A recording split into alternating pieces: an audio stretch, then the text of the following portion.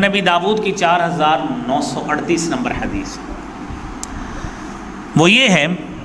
آپ صلی اللہ علیہ وآلہ وسلم نے فرمایا انکم تدعون یوم القیامت باسمائکم واسماء آبائکم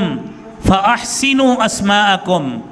قیامت کے روز تمہیں پکارا جائے گا تمہارے اپنے ناموں کے ساتھ، تمہارے باپ کے ناموں کے ساتھ، لہذا اچھے نام رکھا کریں۔ لوگوں میں یہ بات معروف ہے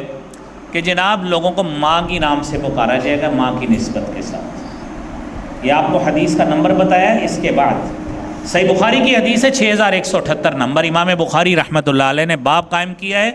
باب ما یدعى الناس بآبائہم، کہ لوگوں کو ان کے باپ کے نام سے پکارا جائے گا، اور